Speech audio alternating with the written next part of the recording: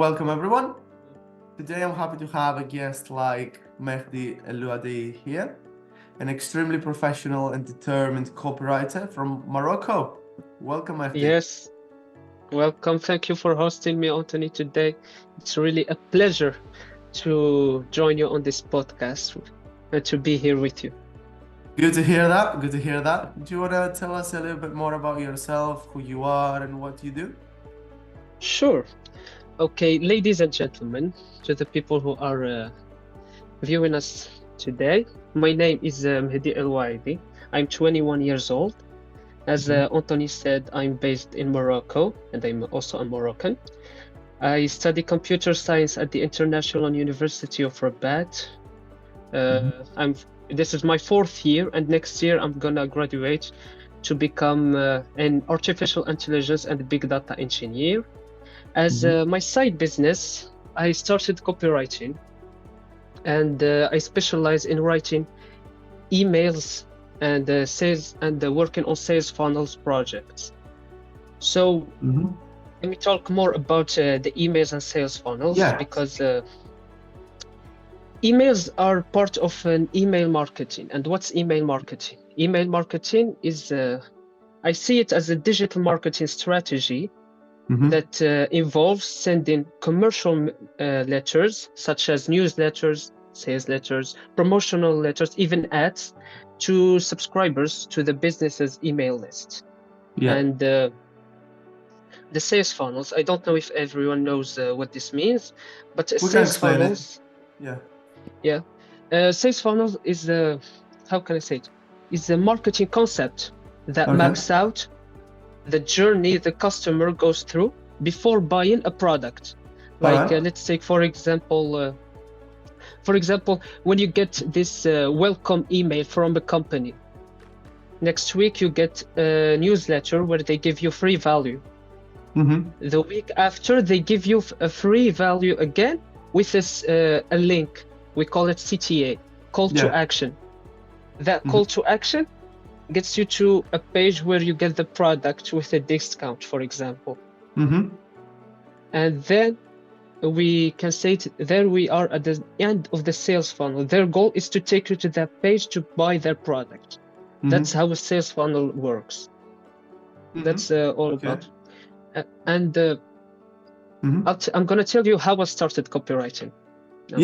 Go on. This is before I started copywriting, I tried really several business ideas like trading, drop shipping, e-commerce, and crypto also. Crypto. That's controversial. These four, yes. Let's say I really started and worked on this, but the main issue in these four businesses is you need money. I can have $50 to invest in crypto or to trade it, but the revenue, the profit, is not gonna be that important. I can get like $1 as a profit or $2, but I can't imagine or expect my $50 to become, let's say, $5,000 in 2 months, 3 months. It's really gonna take a lot of time. I had this friend of mine, like let's say in 2021 or 2022, I don't remember. He like introduced me to this copywriting, and explained to me how copywriting works, how copywriters are really like the backbone of every business, And then he told me or invited me to join. I don't know if you know Andrew Tate, the Andrew Tate's course. Everybody does. Thank you. On the Real World, his platform where we study copywriting, business, etc. to not make. And then I started there like 4 or 5 months, but you can finish the course in 1 month. But I was procrastinating studies, etc. I took my time. I really took my time, and then I kind of backed off on copywriting, and I wanted to start another business, but it didn't work for me. So I came back to copywriting at let's say November 2023, last year. November. Yeah. And then I started to taking it seriously. Yes. Mm-hmm. So And what's the feeling that you have after all that journey? Let's say, like you said before we start this podcast, time is the greatest teacher. Mm-hmm. Yes, I learned a lot of things, not just from copywriting, but from trading, for all the businesses that I wanted to succeed in. Mm-hmm. But like this journey, I learned from this journey that there is more money that we can imagine. Yeah. And I want my share from this money. You know what I'm saying? Yeah, This sounds is good. Sounds right. That's right. and I don't see money as a goal. I see it as a tool. My goals are far more important than money. But to reach these goals, I need money. That's why I'm really trying so hard to like earn it. Exactly. I mean, that's the point. So, in getting there, is a positive mindset, is a positive and purposeful mindset important to you specifically? It's such an interesting question. Okay, I believe that a purposeful mindset or purpose alone serves as a guiding force, and every human being should have at least one purpose in life, whether it's their relationship with someone, their career, spirituality, relation with God. We at least should have one. And I don't know too much about this subject, but the only advice I'm gonna tell people that are purposeless is you need to self-reflect. Think about what you are capable of doing and start doing it. And that's when the positive mindset comes. Positive mindset for me is seeing or trying to see the bright side of each situation. And even though it's a good thing to do, like looking or trying to be on the bright side always, but it's important to acknowledge that every situation or every decision we make has its consequences. Yeah. Right. Its consequences. So we should really think about it. And finally, to conclude my point, also, all the negative experiences should be taken as a lesson learned and an opportunity to grow. Yeah, I think that's it. That's a great way to look at things in general, to be honest, not just business. So getting to know you specifically and your business, what would you say is your ideal client right now? My ideal client. Okay, I'm not trying to be greedy here, but my ideal client is someone or a business that really needs me to provide a lot of value, a lot of services. Like, I'm a hard worker, so if a business needs me to take care of, let's say, their newsletters, their sales letters, there's a sales funnel projects, it's fine and good for me, because then I'll have the chance to know the business inside out. Yeah. And I prefer to work at this alone. I don't like to work with other people. I mean other copywriters, like, because they might provide with something that how can I say it? They might provide the company something that we can use it for our advantage is in another situation. Yeah. Like for example, giving too much information or value or free value in a newsletter if we only took that value and used it in sales letters, for example. I don't know necessarily how to explain it so all people can understand me, but to conclude, I'm gonna say, if the business, the more they need from me, the more I provide, and the cheaper I become. The service, the cheaper the service, my services become. For example, if you want me to write you a newsletter, I can do it for $50, for example, just an example. And companies, let's say, a lot of companies have weekly newsletters. So I'm gonna write you 4 letters a month for $200. Yeah.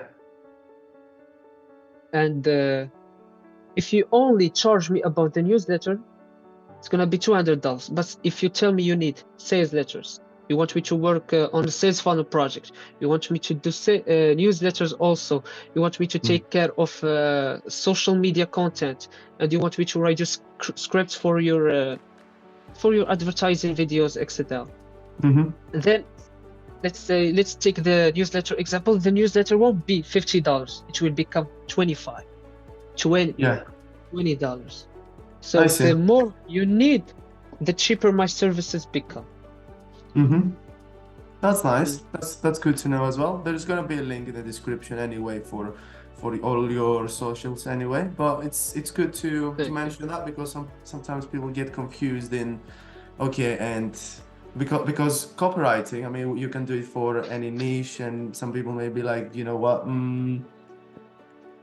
I am in the sports industry, the copywriter is in beauty industry, like in a completely different field, and sometimes you need that clarification, you know. Yes, but the niche is an important thing to think about. It's to be honest, the niche is the first thing you need to think about. You can and there are 3 important niches. The first one, wealth. The second one, health, and the third one, relationships. These are the 3 most important niches ever. Like fitness coaches are in the health industry, or in the health niche. And let's say relationships, we can include beauty there, like you said before, the copywriter from the beauty niche. And the wealth, there's money there, so it's very, very important to be a copywriter in that niche. Yeah, that's always so important as well. So, you know, over the last couple of years, there is a big curve in how many people became copywriters, not only because of Andrew Tate, but because of many people online showing off their work online only. And when we hear online only, it's basically marketing and copywriting. So that's what attracted most people to actually become copywriters. So what would you say sets you apart from most of them? Well, and what can somebody else do to set himself or herself apart from the mass? Apart from other copywriters. Okay, I believe I'm a hard worker. I take my business very seriously. My clients are my priority, and I take full responsibility of bringing them value and sales. I want to be the reason why the reason why the sales increased for a business. That's what I think sets me apart from other copywriters. And I think also that copywriting became my first plan, and university now is my second or third plan for let's say for my journey. Kind of. Yes, I don't take university seriously anymore. I just go there because I find myself wasting a lot of time there. There's especially in computer science. Now we have AI, ChatGPT, Copilot. They can do all the work I've been studying for 4 years now. Yeah. Like, let's say website development, ChatGPT can give you a website within minutes. And I studied website development for a whole semester. I Yeah. wake up early in the morning. That's why I don't take my university serious anymore. But you should always have a plan B, and my plan B is university. It's not Okay. like people who have the chance to go university. I think they need to go to university. At least if, in my case, copywriting doesn't work, I have university. I have my diploma, and I can work as a software engineer, for example. That's why, yeah. That sounds good. Well, it's I get what you're saying. You wanna have a safety net, basically. That's Yes, nice. yes. That's a nice place to be, let's say. What do you think about another quote? But this time it goes Okay. business is people. Okay. I agree. I agree that business is people. I agree with the notion that business is people. Well, I'm gonna tell you what. For me, the business isn't just about transaction, products, services, money. I believe every business or a business is also about human interaction. Every business, let's say even Apple, the biggest, the second biggest business in the world, whether it's their employees or customers or so on and so forth, Apple relies on people, relies on their reviews, rely on their point of views, etc. But that's the reason why every business succeeds also. So whenever you see a business that succeeded, we should always ask ourselves, what did they do? What set them apart from other businesses or from their competition, specifically their competition? And we will see that it's not just about their products, but it's also how they interact or meet the need of its customers. But I don't say that the product is not important. The product also plays a role, a big role indeed, in the business is people in this quote. So yeah, that's what I'm thinking about. I see. That's nice. So what would you say as the number one tip to someone who started copywriting yesterday? Let's say they joined the real world and they started their journey with Andrew Bass, the copywriting leader, and what's the number one tip for them particularly? Okay, let's say I have more than one tip to share today. Let's say the most important, and then at the end we provide some more information. Okay, write copy. That's the most important tip ever. Understand the market and write copy. Even exercise on copies every day, 20 minutes a day. I do 20 minutes a day of copy, and now I'm writing newsletters on Substack, and 20 day I write weekly newsletters, and every day I give 20 minutes to that newsletter, because I have university and I have my Instagram page I need to work on, the businesses I'm reaching out to, so I give myself 20 minutes a day. But people can adapt, do even more, 40 minutes, 50 minutes, or even less, but 20 minutes for me works fine. And yeah, practice makes perfect. That's my number one tip. And my second advice is, as a copywriter, we should really focus on what grabs attention. What grabs attention, and weaponize that attention to let people take action, to let people buy, and let's say buy and become, let's say, clients. And as a final tip, always have a swipe file. What's a swipe file? A swipe file is like where you put all your copies that you wrote, and that you've seen on internet, and create let's say I did this.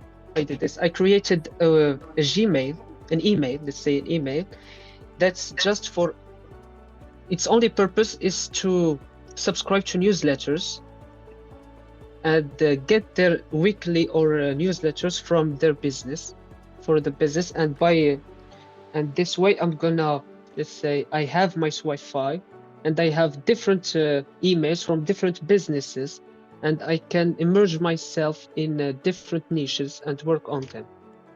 That's it. That's my tip as Organized, and you have all different issues right in the palm of your hand. What did you say? I didn't understand. So, I didn't so hear you you. have all your different niches in the swipe file, so you can have a Yes, look yes, in any different niche. So it's basically yes, easy yes, yes, because it's all organized and ready. yes, yes, yes. Like every week, like on Sundays, I organize the emails on each niche, on Mhm. every niche. Like if I find a fitness email, I put it there. A health, no, let's say a wealthy email, I put it there, etc., etc. Yeah, That's it makes sense. That's an organized way to do it. It's really rare nowadays. I know it sounds awful to say, but most people are not organized at all nowadays. So, what? I Let's didn't know that. let's go to the bonus section of this podcast. So we have a bonus section. It's Okay. what I say, a phrase or a word. You need to describe it in first word that comes to your mind. Okay. Now, Okay. you can always elaborate and be specific, but we like to think that there's going to be a little bit of conflict and then explain, you know? Okay. Defend ourselves. Yeah, and then say something and then you defend yourself if you have Okay. time at the end. No, I'm just Okay. kidding. I'm Okay. just kidding. Don't worry. So, ready? Yes. Yes. Yes. Effective Don't help me. copywriting. Effective copywriting. Mm-hmm. What do you mean by effective here? Effective, something that has, let's say, positive copywriting that brings positive results to a client. Oh, money. Money. Inspiration. Inspiration. Ideas. Mm-hmm. True brotherhood. Through True brotherhood. true brotherhood. Yeah. Strength. Mm-hmm. Early struggle. Wisdom. Mm-hmm. And last one, excuses. Lazy. Lazy. I love it. I love it so much. The last one. You know, I was telling too many people, you know how I spell the word excuses, and I write L-A-Z-Y. Why? But it's Yeah, yeah, I lazy. know I'm this like, one. no, you don't spell it like that. No, I spell it like that. That's my answer. You are lazy. Oh no, Yeah. no regrets. So, what's the last tip of this interview from Mehdi? Work on yourself. Mm-hmm. Go through different experiences, and never give up. Never give up. Mm-hmm. No pain, no gain. That's Amazing. it. I love that quote as well. My father used to say that as well when I was a kid. That's No pain, nice. no gain. Yeah, I know it. I know it's a very famous quote, but it's nice to hear it, and I hear it all the time. It's great Yeah. to have people actually with that mindset and that attitude and drive. So Yeah, that of was course. amazing, very inspirational. Thank you so much, Mehdi, for coming That's in been an here. honor. And that Thank you too. was Mehdi Elouaadi, ladies and gentlemen.